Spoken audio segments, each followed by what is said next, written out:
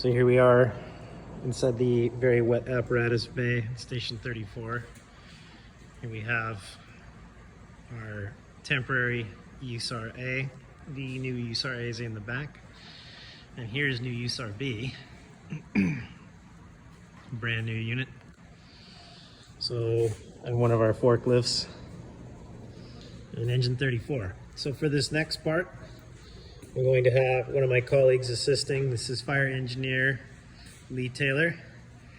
And he's going to, this is our special alcove here by the fire pole. As you can see, it's filled with a horde of new medical stuff that looks like a cache, because it is. So we have gowns, Tyvek suits, eye protection stuff for patients, masks for us, and all kinds of hand sanitizer, spray, and decon equipment. So this is where we all collect stuff for the double the call volume and higher risk precautions that we have for medical calls now. So what Engineer Taylor is going to demonstrate for us is our added level of personal protective equipment for when we go on calls. So the first thing that we do is he's going to don his gown.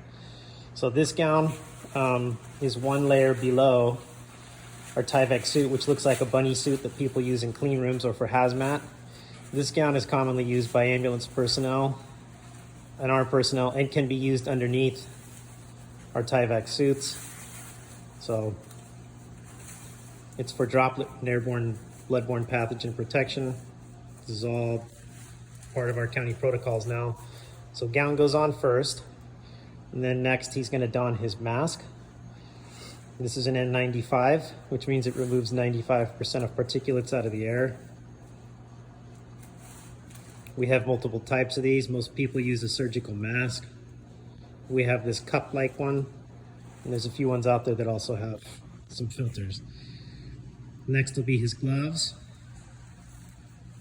You notice that he has cuffs on his gown, so he's going to don his gloves over that, giving him an added layer of splash protection.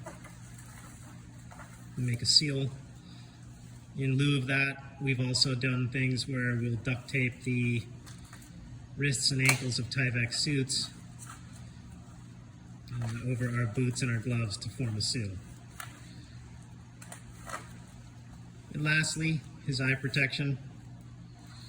So donning eye protection. So now Fire Engineer Taylor is now ready to make first contact with patients. And what we're doing now is we send one person in, they take the patient's temperature and ask questions about travel, fever, and respiratory cough issues. If we get hits on any of those, the remainder of the crew then does the same level of PPE, and we run the medical call, and then we have a pretty lengthy decon afterwards.